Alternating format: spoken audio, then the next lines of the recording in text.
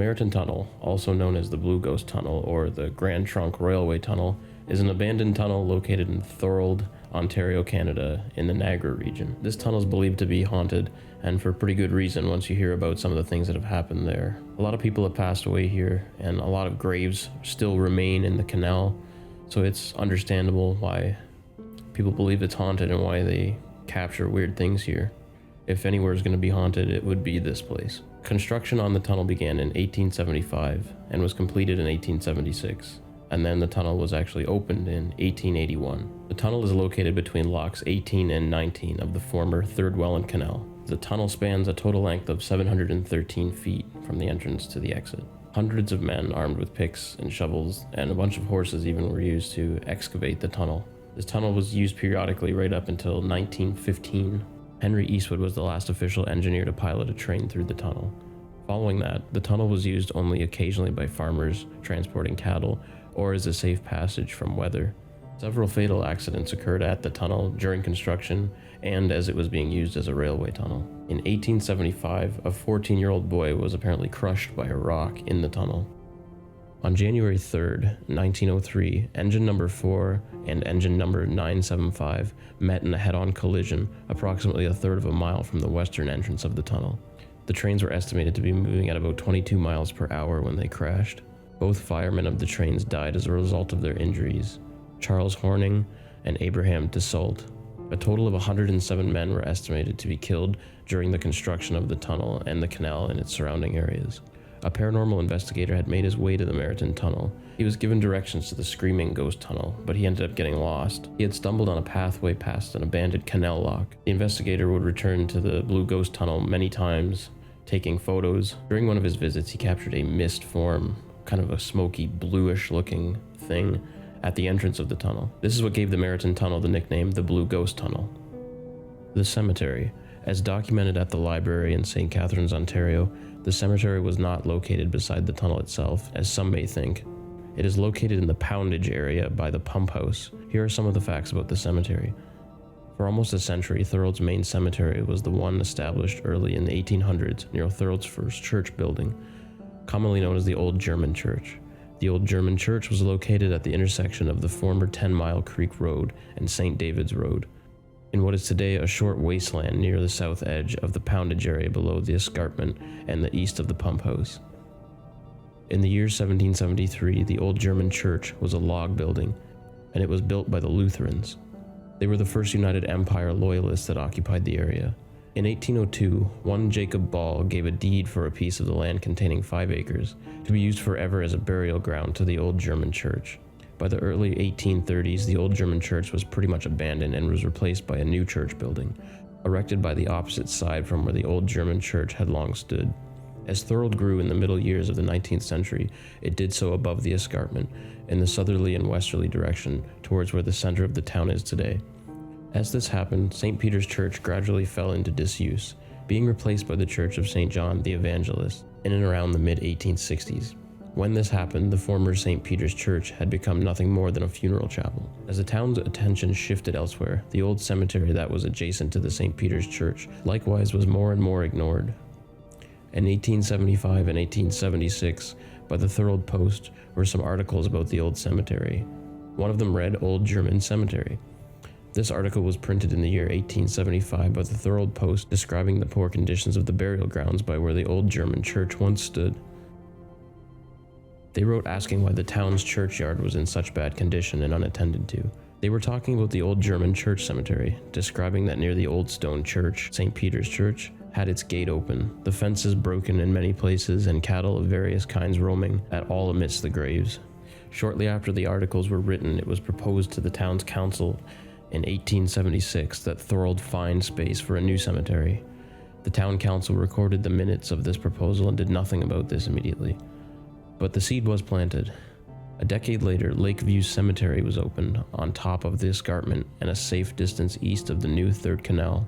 But Old St. Peter's Cemetery still remained populated with many graves of Thorold's oldest, most distinguished citizens.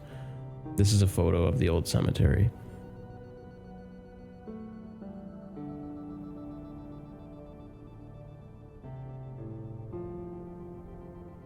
A reporter in the Thorold Post in the 20th century described the condition of the cemetery as looking more like a jungle or an archaeologist's dig at the time.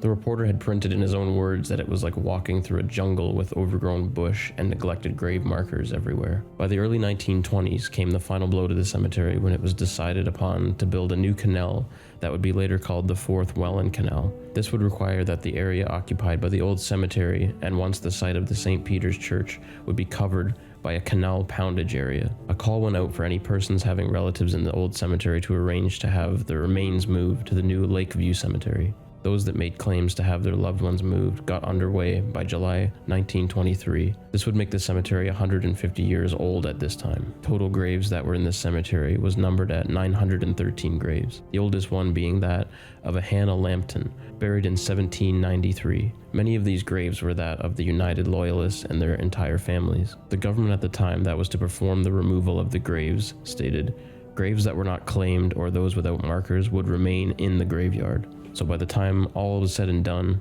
a total of 250 graves had been removed out of the 913 graves, leaving a total of 663 graves that were still in the area that is now underwater in the poundage area by the Blue Ghost Tunnel. I definitely believe this tunnel is haunted. I mean, there's so many graves and stuff there that it's just, it's still buried underwater and everything. Like, it's crazy to see some of those pictures where they're just like, they just threw them there like it was nothing. It's just insane that they could just up and move some and leave so many behind. That's just crazy. So I'm going to show a few videos that I've actually filmed there when I went to the Blue Ghost Tunnel, and some other stuff that some of my other members of my paranormal group actually filmed there during the daytime, so you can actually kind of get an idea of what it looks like. So here's some of that stuff now. After a 3-hour walk down hills, through rock beds, through gravel, through forest, everything, we finally found the Blue Ghost Tunnel.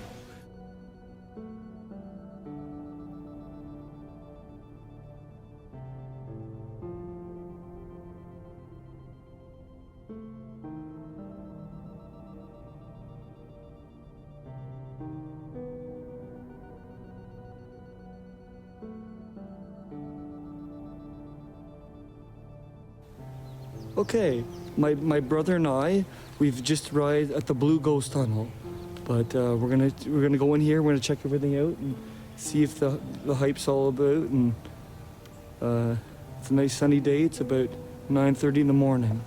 We're just getting the infrared light on. I got the mal meter here. I've already picked up something already on it. I don't think we go much further because it's like pouring rain up here. See what I mean? I don't want to get all this equipment wet, Andy. I mean, isn't this where the river's over us? Yeah, well, it's over the river.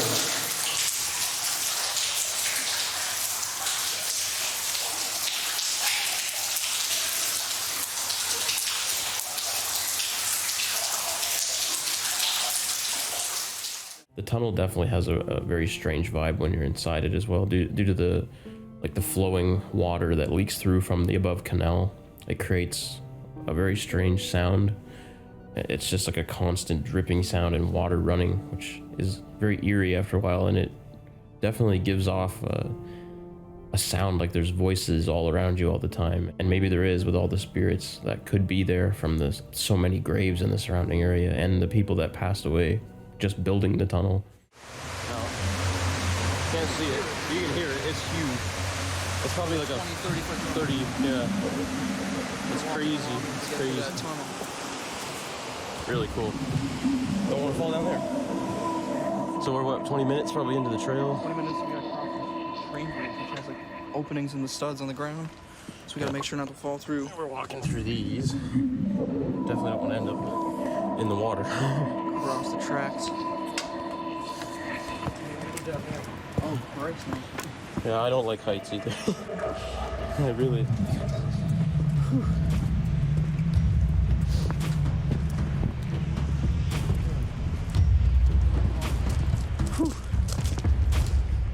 So we're just about there. We're going downhill to the top. Yeah, it's a hell of a hill here. It's a drop here, huge drop. Oh my god, we're there.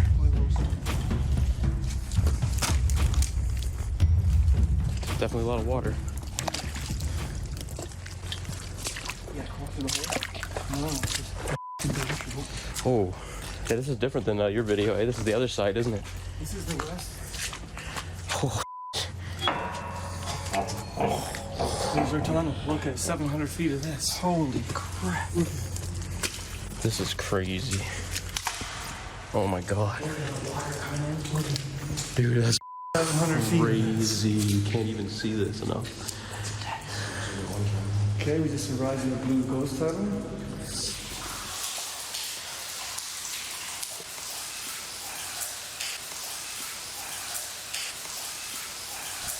At this time, we capture what sounds like a small child or baby crying. Now, we're not certain of this, of course, but it does seem to have the tone and gasping sounds of crying. Let us know what you think it could be in the comments. What the? Did you hear that? You gotta be quiet again.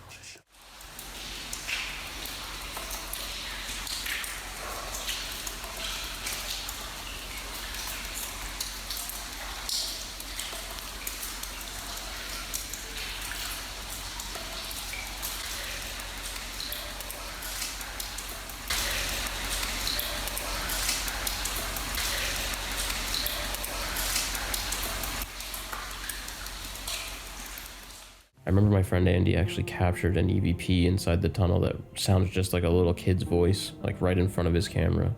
It was a very compelling piece of evidence. We didn't see it. We've run far distance.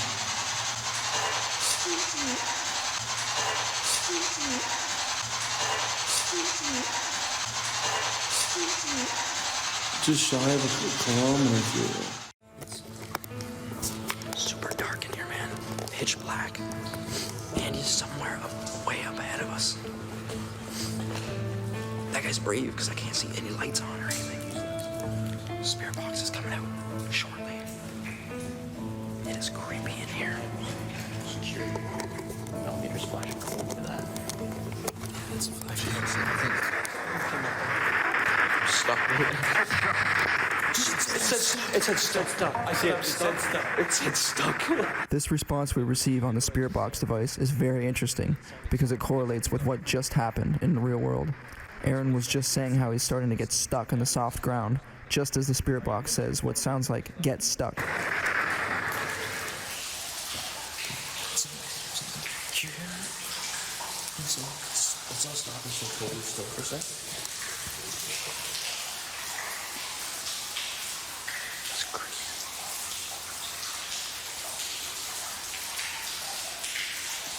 Sounds like a baby laugh, like laughing. That's what it sounds like. There could be kids here that died or buried here, their bodies, like you don't know. They could have been playing on the train tracks and got freaking hit. Like, who knows what could have happened here. There was one 14-year-old boy. It says walk. It wants us to walk. Well, we just said we should go that way. The western walk. It wants us to go. Didn't you say we should walk that way? Yeah.